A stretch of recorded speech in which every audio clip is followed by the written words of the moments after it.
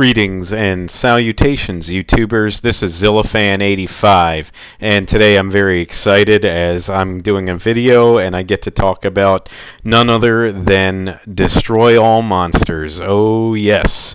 And definitely something to note here. If you've followed along with any of my other videos, you certainly may know that Destroy All Monsters is not only my absolute favorite Godzilla movie, but it's also, believe it or not, my favorite movie, period. Yep, I'm not kidding on that. I kid you not. I'm just, well, obviously I'm a nerd, but I just love this movie this much, and obviously a huge Godzilla fan in general.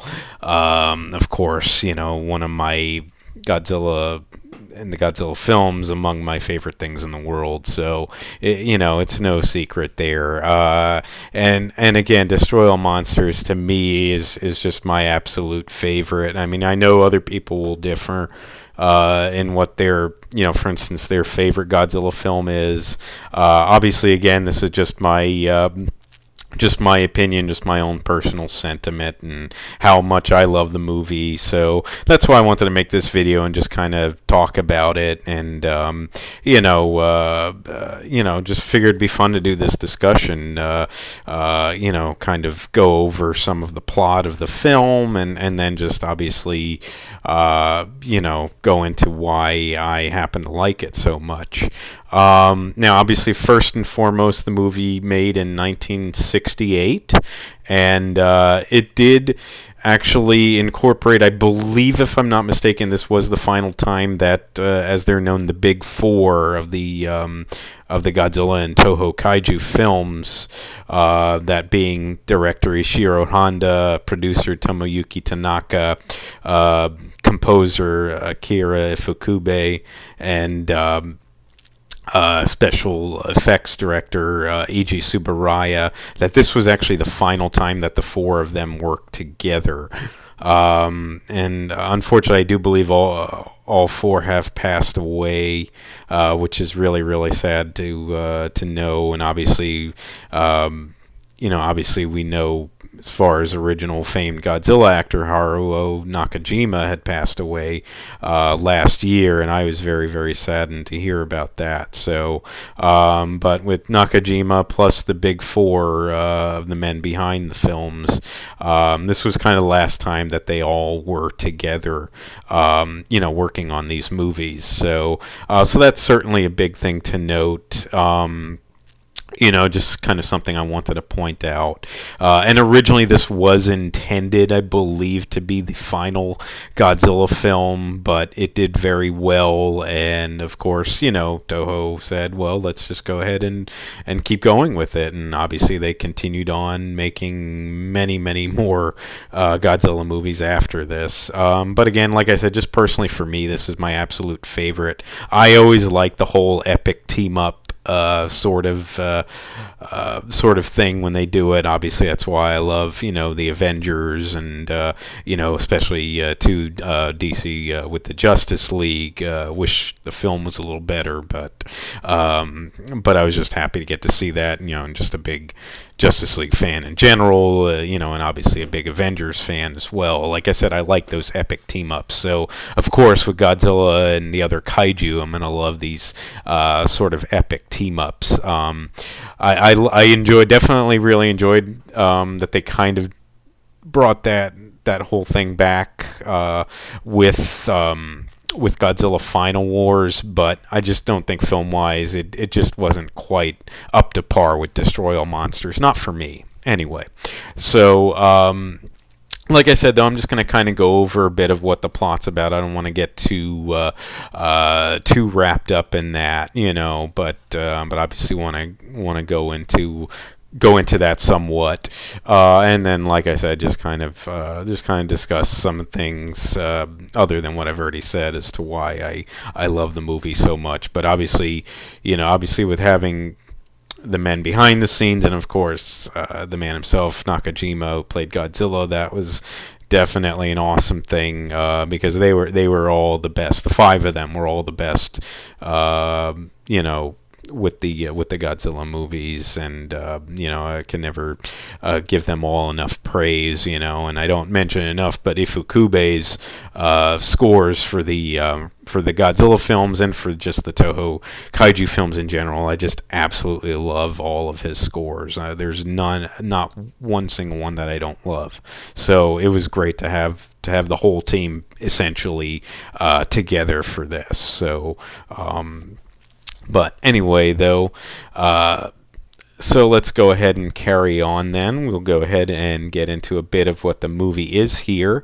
Obviously, starting out, the movie it's set, it was made 1968, but it was set at that point in the future for the year 1999 is what the time of the movie was supposed to take place in.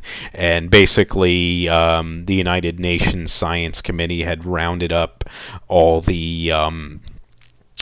the Earth's kaiju and had brought them all to an island, Ogasawara Island, which they redubbed Monster Land, or, if you just want to kind of consider it the concept of Monster Island, then basically you can at that point, because that's what I kind of look at it as. So anyways, basically the monsters just kind of seem to pretty much live in peace with each other on Ogasawara Island, and they use these sort of barriers to keep them on the island so that they didn't try and escape. But it seemed to be working out well, and obviously they use the island. They had a science team there studying the monsters and this and that. So it was kind of a cool setup for the film. But then shortly thereafter is basically when all hell breaks loose. So getting into that. And yep, this is kind of where we don't get introduced to them immediately, but we've basically find out that Earth is under threat from an alien race known as the Kilaaks. The Kilaaks, and this, of course, here in the picture, the Kilaak Queen, really the one who you look at the most. I believe she's really the only one of them that actually has any lines in the movie. So obviously she's kind of the driving force between, for this entire plot that's unfolding. But basically she's taken over Ogasawara Island, using this gas substance, which she used to sort of knock all the monsters and all the humans out, and then basically planted these transmitters, which were mind control devices on all humans and kaiju alike, in order, obviously, to control their minds and get them to do their bidding for them. Of course, the humans don't find this out until a little bit later, or at least once they finally meet with the Kilaaks and are confronted by the Kilaak Queen, when at least she tries to offer them to be their slaves and that they won't attack them. But obviously the people of Earth were not going to go for that. So basically that starts the whole entire plot essentially from there. So they later find out, obviously, that the Kilaaks are controlling all the kaiju, and the humans that were on the island have been taken control of as well. They end up finding some of the transmitters, on them, and so that's kind of how that unfolds. So obviously the Kilaaks,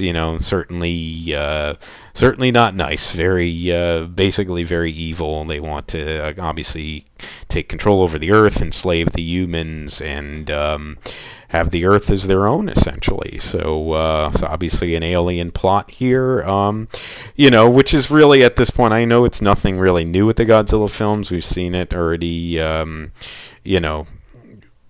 well, I mean, we saw it, obviously, with Monster Zero beforehand. So like I said, not really something new per se, but I just thought it was, I thought they were a pretty cool alien threat nonetheless. So and the Queen, she pretty much throughout the film exuded nothing but confidence, even when things were not going her way. So I have to give her some props for that. So basically that's what gets the ball rolling. And then as you can see from here, as that leads into this. So from there, as we can see, the monsters essentially then, once they are mind controlled by the Keloqs, they're sent out from Ogasawara Island, Monsterland, in order to attack various cities around the Earth, basically. So, for example, you've got Godzilla attacking New York, Manda, I believe. Even though that's a picture of him in Tokyo, but I believe he was sent to London. Rodan was sent to attack Moscow. Larva Mothra was sent to attack Beijing. Gorosaurus, who was actually originally intended to be Baragon in that scene, but nonetheless was sent to Paris to level that city. And reason being, obviously, Gorosaurus is not really known for burrowing underground. Burrowing underground, but because the Baragon suit at this point, I believe, was being used, for various other kaiju in the Ultraman series, that Toho didn't have the ability to use the suit all that much. They had very limited use to it. So originally that scene in Paris was supposed to be Baragon, and that's why, at least as far as I know, well, I know the English dub does. I'm not sure about the original Japanese, but they say Baragon is attacking Paris when in actuality you see it as Gorosaurus attacking. So it was intended to be Baragon, but like I said, because of the suit's limited use for the film, that's why it was switched out for Gorosaurus. So, but certainly some cool things to note. And they didn't, when the monsters were sent out to attack these cities, they were not sent to Tokyo at first, which kind of left, the people of Japan kind of basically letting their guard down, because the focus was elsewhere at that point. But it was something that the Keloqs had, essentially intended for. So certainly a good thing to note there. But obviously, amongst all this chaos, this is where Earth needs to fight back, and that will now take us to this. And I absolutely love this character. I am not going to deny, and my friend and I just think that he is a total badass. And I'm talking about none other than Captain Katsuo Yamabe. Part of that whole UNSC, United Nations team. He was on a crew. They had established a base on the moon, and him and his crew were sent there, doing whatever sort of research and whatnot that they were doing on the moon base when sort of the whole plot went into action with Ogasawara Island being taken under siege and nobody knowing about the Keloqs at this point. But Dr. Yoshida of the UNSC contacted Captain Yamabe and had him sent into action, essentially. So him and his crew had to fly back to Earth and fly to Monsterland and go investigate the situation. And like I said, I love Captain Yamabe, obviously played by Akira Kubo, and just a total badass. I mean, he has to be among my favorite of the human characters in the Godzilla films, just because, like I said, he is really awesome. My friend and I both love him, and he just did not take any shit from anyone, human or Keloq, basically. So that's definitely something I love about his character, and he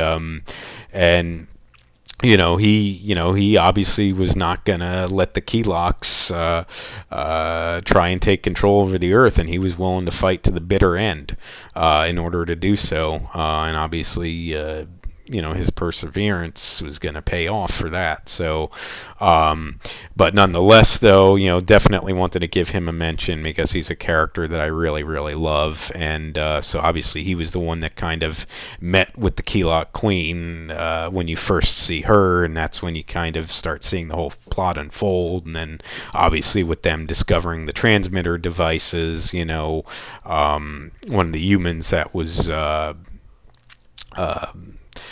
taking control of Dr. I believe it was Dr. Otani, I believe it was. Anyway, though, they captured him, and he had ended up committing suicide, obviously under mind control at this point, but that's when they found the transmitter implanted on him, and that's kind of what led them to figuring out how the humans and monsters alike were being controlled.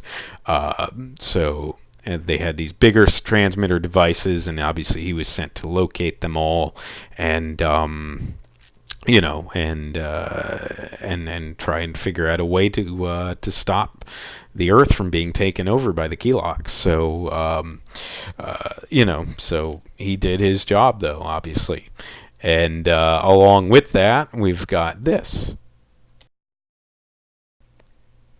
And that, of course, is none other than the Moonlight Sy3. And certainly out of the Toho, machines and for the movies and their aircrafts, the Moonlight Sy3 is definitely among my favorite of their ships / aircrafts. It's an absolutely awesome ship. It's meant for combat, meant for space travel. Can fly at incredible speeds. It's just a really badass ship, and it can take it's very, very durable as well, so it can actually take a lot of damage. I believe at one point it did get struck by Godzilla's atomic breath and really was barely scratched. So that shows you that this is a durable ship. This one, for me, certain of the aircrafts, obviously the ships / aircrafts are among my favorite. Like I said, this is definitely one of them. I do like the Gotango a lot as well. That's among my favorites, and of course all three versions of the Super X.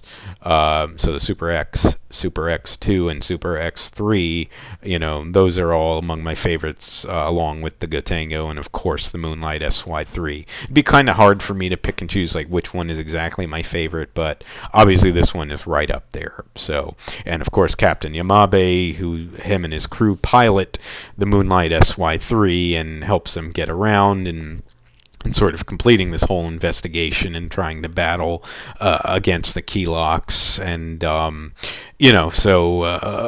so definitely something noteworthy that I really, really wanted to talk about here, because I really do love the Moonlight Sy3. And I actually did just recently get a die-cast figure of it, and it's a really, really nice one too. I'm thinking I might do like because I recently ordered from online, got a few of the Toho aircrafts, the ones that I like the most. So I might do a video on that in the near future. But anyways, back to this. So obviously Captain Yamabe and his crew using Moonlight Sy3 to aid them in again their battle against the Keeloks here. So eventually they were able to basically stop the to counter the mind control of the Keeloks and be able to kind of take control over the monsters for themselves. So they were able to free the monsters from the mind control, and obviously at this point, this was when it was going to lead to the big final showdown of the film, which we're getting into now. And of course here, the Keeloks had actually basically formed their stronghold at Mount Fuji, at the base of Mount Fuji, I believe. And so with this knowledge, the UNSC had the monsters basically march to Mount Fuji to try and destroy the Keelok base and defeat the Keeloks once and for all. And basically, in a last-ditch effort, the Keeloks, who they didn't really explain how, but who had gotten control over King Ghidorah, had sent him down to Earth to attack the Earth kaiju, Godzilla and the other kaiju, and basically try to stop them, using King Ghidorah, and we're hoping that King Ghidorah would win, and that this would ultimately lead to the Keeloks having victory. That point in and of itself, yeah, I mean, I guess you could say not really the smartest idea, because of the fact that all these kaiju which were gathered up to attack the Keeloks, and obviously took on King Ghidorah here. It was going to be a very lopsided battle, but it's an awesome one nonetheless. Certainly my favorite part of the film. I did like. I liked everything about the film. I liked the human characters. I liked the monster destruction scenes and this and that. But obviously, this culmination, this final showdown at Mount Fuji, this was definitely my favorite part of the movie, and it was a fun battle. And even though ultimately it was lopsided with all the kaiju in the film of Earth taking on King Ghidorah alone, King Ghidorah wasn't going to stand too much of a chance, but he actually did put up a good fight, though. So obviously the monsters that were featured here in the film, because there was 11 kaiju actually featured in this film. So obviously you had Godzilla, you had, of course, King Ghidorah, you had Larva Mothra, you had Rodan, you had Minya, you had Anguirus, and of course with Anguirus' first appearance since Godzilla Raids Again. So it was really, really excellent to see him back. Again, one of my favorite kaiju. And then otherwise, you had Gorosaurus, you had Kumonga, you had Manda, you had Baragon, and you also had Varan. So it was, again, just an epic monster team up, and of course an epic showdown with all these other kaiju taking on King Ghidorah. So again, King Ghidorah did put up a good battle, and it was a pretty bloody fight. You actually do see the monsters bleed in the movie during this battle scene. So I think that was one of, if not the first times when you actually see that in the Godzilla films themselves. So that was definitely interesting. The fact that they did kind of go in a more violent direction with this battle. And not all the monsters did take part in the battle. I know that. Like sort of Manda, Baragon, Varan just kind of showed up and were there. They didn't really do too much in the battle. And Rodan helped out in the fight a little bit against King Ghidorah, but then sort of flew off. But definitely the other monsters did have a part. Godzilla, Anguirus, and Gorosaurus did most of the melee combat. Kumonga and Larva Mothra helped out a bit using their silk webs, and even Minya basically got the final hit in with his smoke ring, because eventually they were able to basically beat down King Ghidorah enough in the end, and they actually not only defeated him, but they did kill him at the end of this battle. So again, it was a pretty violent fight, but it was just awesome nonetheless. To me, it was one of if not the most epic fights ever. I just loved it so much, and I can't get enough of it. It's the meaning of life to me. So I could talk about it all day, as well as just the film in general. So after King Ghidorah was destroyed at that point, Godzilla had found the Keylok base and then proceeded to destroy that, and of course ultimately defeat the Keyloks. And at that point as well, they were essentially not even under the control of the humans anymore. That kind of had been cut off, but like it was pointed out in the movie, just by natural instinct, that they knew who their enemies were, and were obviously going to fight on the side of Earth to try and stop the Keyloks. So after that, they were all returned to Monsterland, or Monster Island, whichever you want to refer to it as, on Ogasawara Island, and basically returned to living peacefully on there. So, and that was the film. And like I said, some critics I know weren't crazy about it because they said the plot was a little light and there wasn't enough monster action, but I loved everything I got out of it. I was satisfied with the plot. It was, to me, it was definitely definitely made sense for this film. So to me, it worked out perfectly. And I would have liked a little more monster action, but like I said, you had really good human characters that made up for it, and a very interesting, enjoyable story. So that made up for it, and the monster screen time that you did get, again, to me, was fantastic. So I have no complaints there, and that basically sums up the film. And so then, sort of with that, so that's basically now what just sort of takes me to the fact that I just feel that Destroy All Monsters is just an absolutely epic movie, and it's a really, really good sort of sci-fi mashup in itself. Not only just a kaiju mashup with having this culmination of many of the Toho kaiju, but just a good sort of sci-fi mashup, especially like the 60s sci-fi films, because not only you've got the kaiju, but then of course you've got the alien threat, you've got space travel.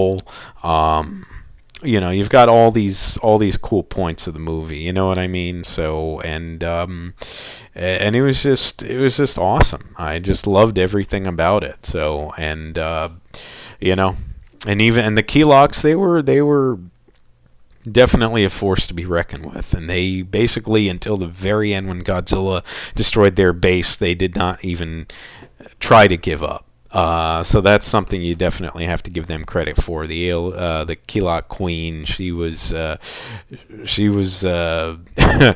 not only stubborn, but she was very tough. So you got to give her a lot of credit for that. So the Keyloks were a really good choice of aliens in this movie. And I like, too, the other thing I didn't point out, after King Ghidorah was defeated, sort of in that in-between phase, around the point when Godzilla discovered where the base was to destroy it, you also had Rodan, who had sort of, I guess his attention had been diverted by what looked to be a burning monster that they called the Fire Dragon at that point.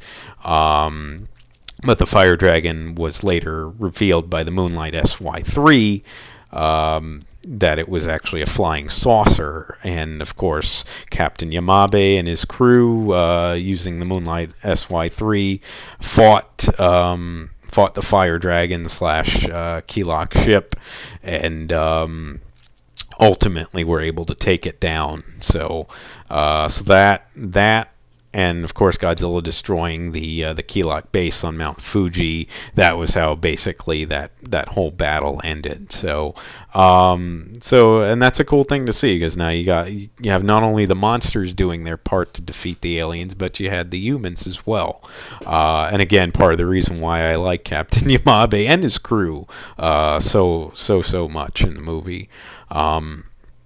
So like I said, there's just so much that I can talk about with this film. And so just kind of all that with the whole, because I like the old school sci-fi movies, the 50s and 60s sci-fi movies. So you definitely had that feel with it, and then of course, obviously, a huge Godzilla fan, one of, if not my absolute favorite fandom of all, something that I'll never ever get tired of, to have obviously Godzilla and the other kaiju, and then of course this nod to all these other sci-fi type films as well, again with the aliens and the space travel and this and that. It just made for, to me, just such an awesome epic movie. And so all that together just kind of sums up why I happen to like the film so much. I mean, again, it's just my personal opinion, but I love it. It's always going to be my favorite Godzilla film, always going to be my favorite film of all time. I know it won't win any Oscars, but again, I'm just a nerd and I just love it. So that kind of wraps it up, though, folks. And I was just really excited to get to talk about this. I could talk about Destroy All Monsters all day, all week, and never get tired of it. Just as never get tired of talking about Godzilla as well. But obviously, I don't want it to go on and on too much. So without further ado, this does pretty much take us to the end of the video. Again, I just really, really enjoyed and had a good time being able to talk about Destroy All Monsters. If you are still watching, I do thank you so much for watching. If you would like to subscribe to my channel, please feel free to do so. If you would like to like and or comment on any of my videos, please feel free to do so as well. And definitely if you want to share your thoughts and comments down below on this video in particular, as far as your feelings and sentiments towards Destroy All Monsters, as well as just the Godzilla films in general. Let me know what your favorite Godzilla film is, etc., etc. I'm more than excited to talk about anybody, especially anything Godzilla related. But anyways, though, ladies and gentlemen, this does wrap it up. So again, just remember, you be good to yourselves, and sayonara.